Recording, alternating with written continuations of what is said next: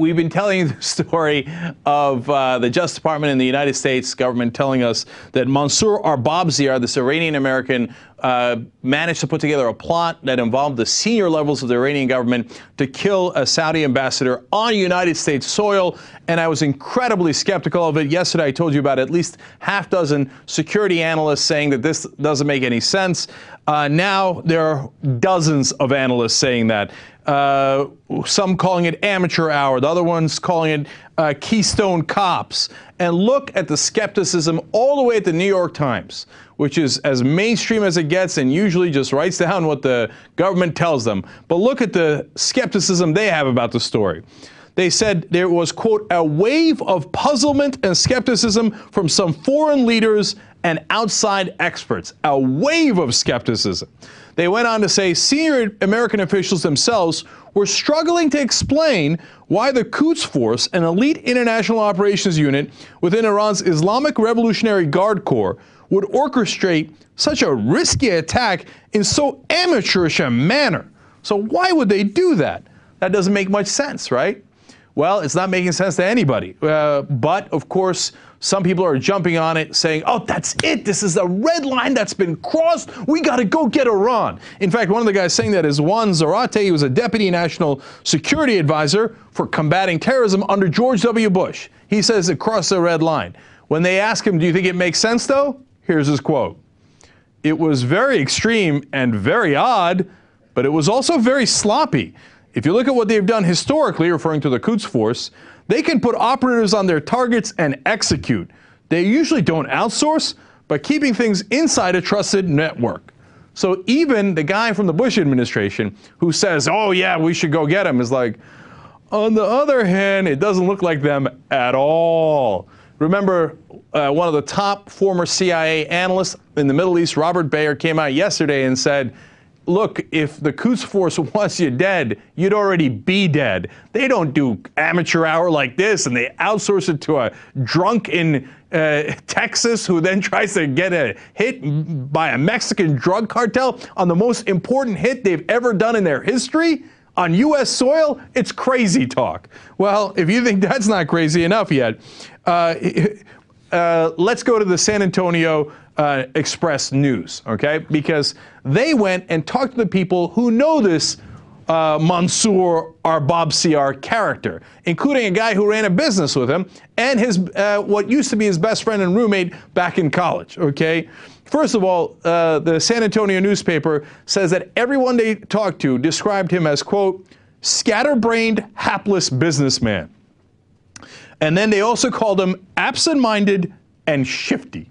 Okay, all right. This doesn't give you a lot of, trust that this is a high-level agent for the Quds Force who's coming to execute you. But it gets much better. So they talked to David Tomsha. He is a businessman in the area who used to run a used car lot with Arbabziar. They said, what do you think of him? He said, quote, he was pretty disorganized, always losing things like keys, titles, and probably 1,000 cell phones.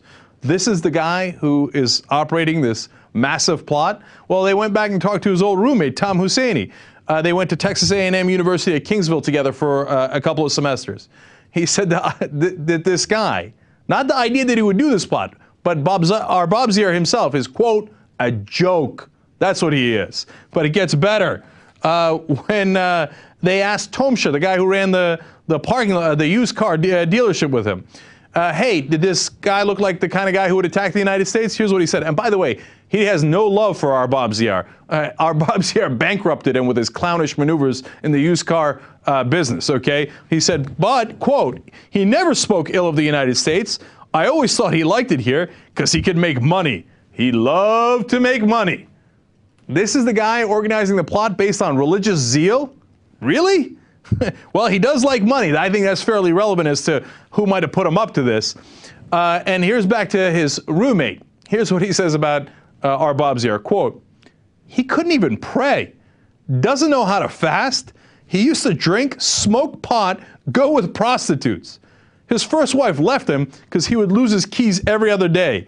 This guy is not a mastermind. The guy smoking pot, going to prostitutes all the time, massively disorganized, lost 1,000 cell phones, everyone calls a joke, was the brilliant, masterful mind that the Quds Force, the top revolutionary guard in Iran, came up with to do their most important hit job ever. The first time they were attacking on U.S. soil. Oh, come on, who could believe this? Now, here comes the best part. You know what they used to call Mansour? They wouldn't call him Mansour, he had a nickname. You know what his nickname was? It was Jack. Now, why was it Jack? He was named after Jack Daniels because of how much whiskey he used to drink. That's why his friends called him Jack. That's the Iranian mastermind who wanted to do this killing based on religious fervor? The guy who didn't even know how to pray? This is a joke. And when I saw this, I thought, yesterday I told you Attorney General Holder probably, I mean, he's not the one doing this. They probably believe this curveball kind of character because they wanted to believe him.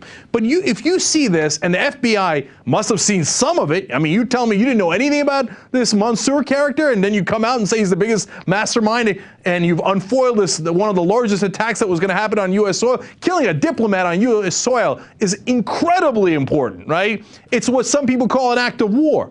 And you looked into this guy's background and thought, yeah, that's the guy.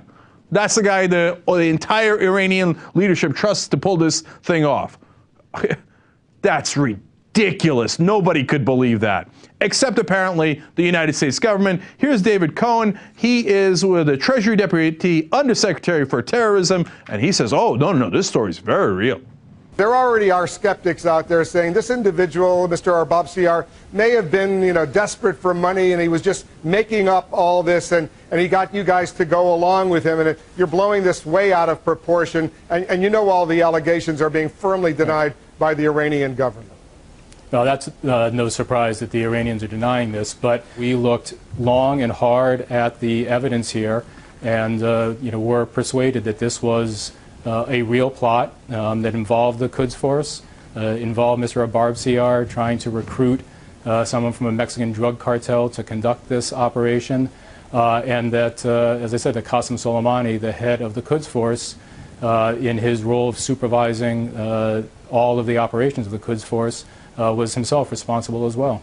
Oh, yeah, of course. No, they know. They know that it's linked to the head of the Quds Force, and hence, as some senior administration officials are saying, also the head of the Iranian government. Not only Mahmoud Ahmadinejad, but Ayatollah Khamenei as well. They all knew it. They all did. Let's go back to the New York Times. Let me quote a senior American official. He says, quote, "It would be our assessment that this kind of operation would have been discussed at the highest levels of the regime." The highest levels, okay? Now, here is a quote from the New York Times following up. American officials offered no specific evidence linking the plot to Iran's most senior leaders. No specific evidence. None.